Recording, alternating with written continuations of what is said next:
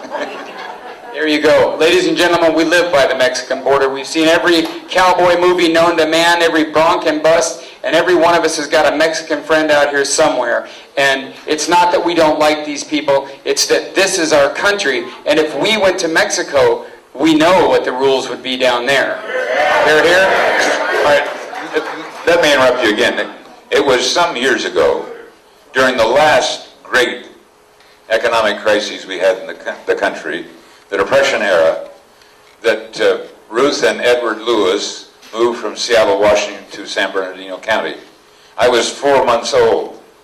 My dad came here because even though he was an engineer graduate from the University of Minnesota, he'd not been able to find work anywhere, all the way up to Seattle.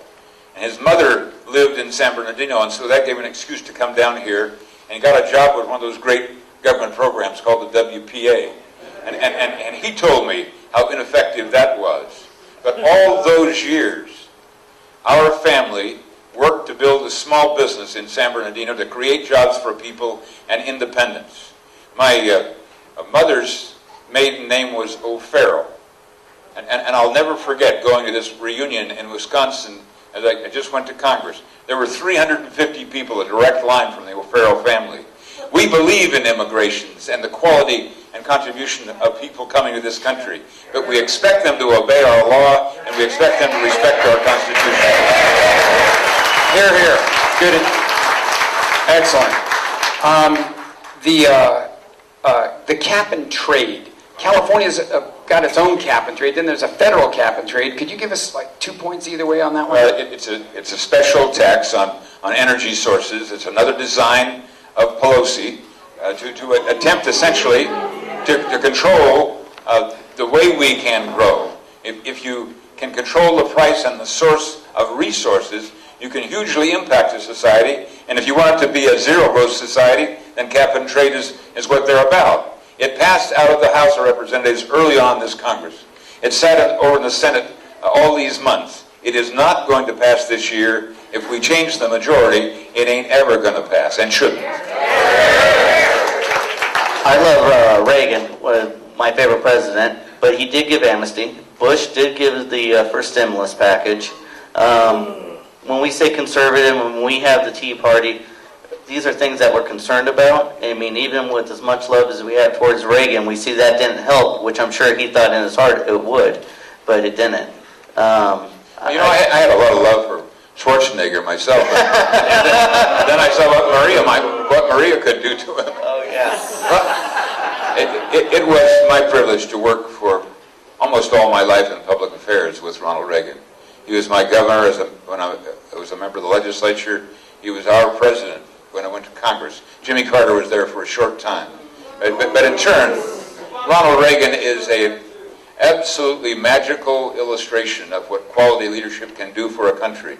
And sure, he didn't have answers for every single problem that I might want to hear as the answer, but he was a dynamic leader who believed in freedom. Without a doubt. I'm just saying, even the greatest people that we look at, and we did amnesty, and I'm sure we thought after that we wouldn't have the flood over, and we could probably change the system, and is there any way we could change the system where you could have immigrants come into our system at a quicker rate, fingerprinted, all that, and so they're in their tax system, they're in our, they're fingerprinted, and they can, instead of just rolling over, they can go through the system quickly and legally? Well, within the circles of amnesty, which swirls around the desire for comprehensive immigration reform, I'd be very, very cautious about going in that direction. Let's wait till after this election, then readdress what immigration, legal and sensible immigration makes. There are answers here. I heard somebody over there saying, change the Constitution. But frankly, I'm very, very hesitant.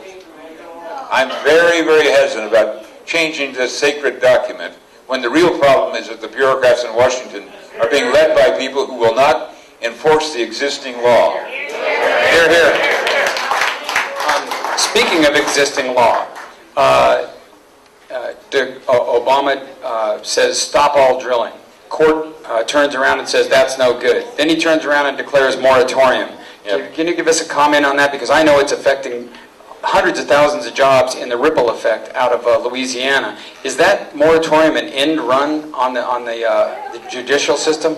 Well, I can't really predict where the courts might take us, but there is a distinct separation of powers question here. And while I constantly say let's change the mix of the Congress, let's make sure that we do whatever is necessary to make sure that we have a foundation for a new presidency in 2012. Because with this president, the Supreme Court... Not now. Well, indeed, with this president, we have the most dangerous of leaders who would turn our country into Europe. And you and I know exactly what we need to do to make sure that never happens. Jerry, let me bring you to another question. Ladies and gentlemen, this one concerns too late. income tax. Okay? From the income tax standpoint, let me just pick one red herring out of the entire 7 million word pile. The inheritance tax is $1 trillion a year, you guys. If you don't know this, every year $1 trillion worth of your money from your families across the United States is somehow created. $1 trillion worth of tax goes to the government. Jerry, when I look at that, I think, wow, what would it be like over 10 years to have $1 trillion worth of tax left in our pockets? Wouldn't that be? How do you feel about that? Well, one of the greatest challenges in the short term is because when the Reagan tax cuts were put in place, perfect bills through this process. The bill had to go through the U.S. Senate, and many of the provisions required 60 votes.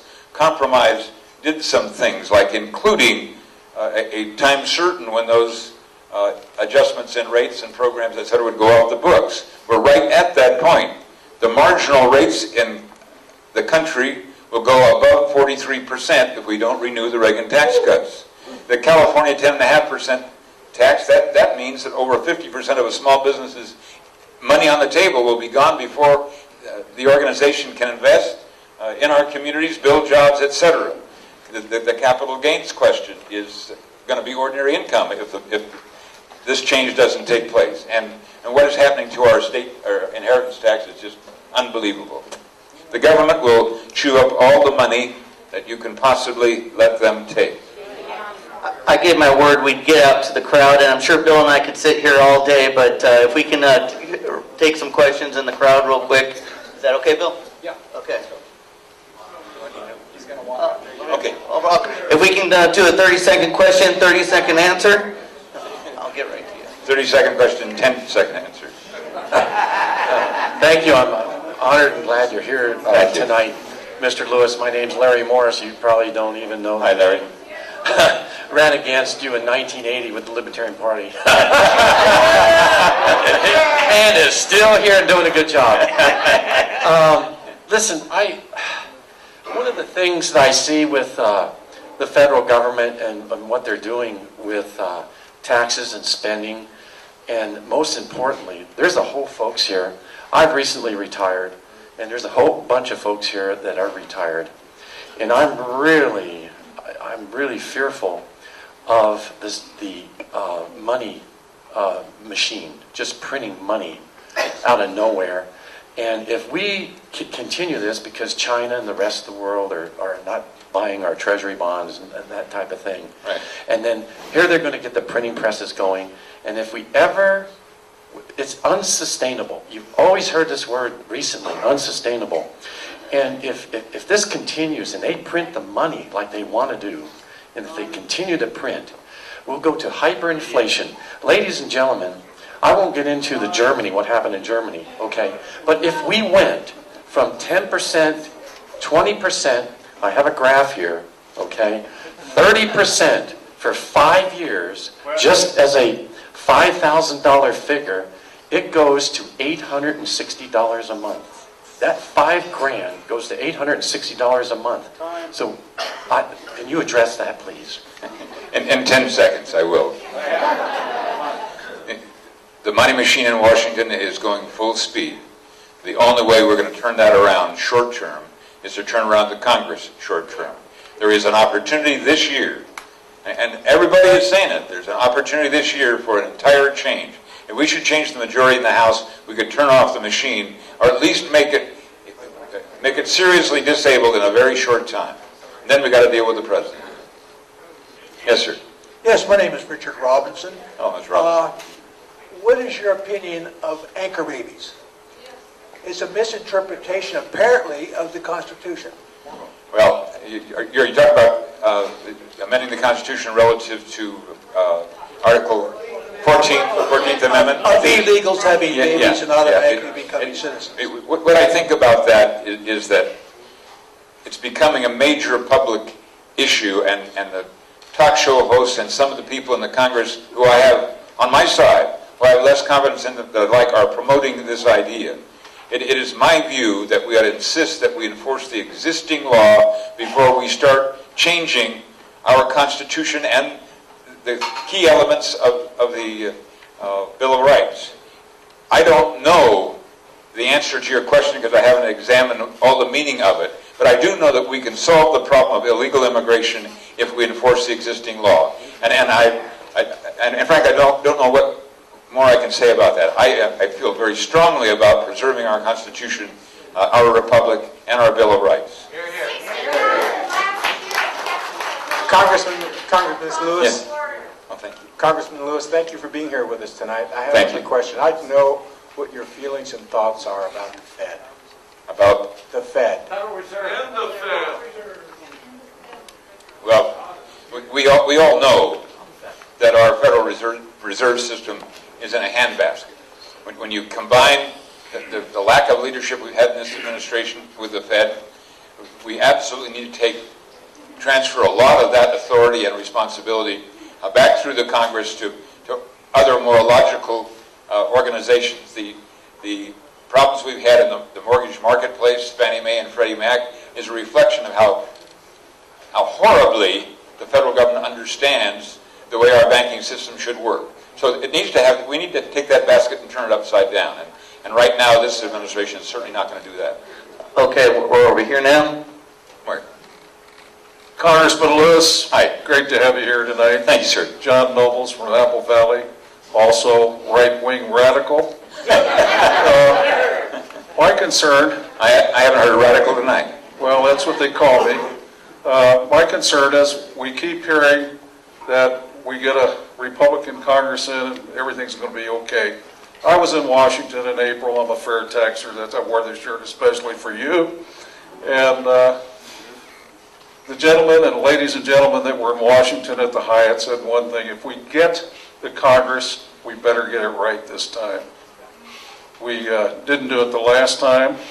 A couple of questions for you. I'm a supporter of H.R. 1835 and H.R. 25, the Nat Gas Act and income tax. What is your position on that, sir? I have indicated to you earlier that I'm going to be very careful about changing the Constitution per se. But we've got to do something about figuring out how we fund that portion of the federal government that is a federal responsibility without throwing out the baby with the bathwater.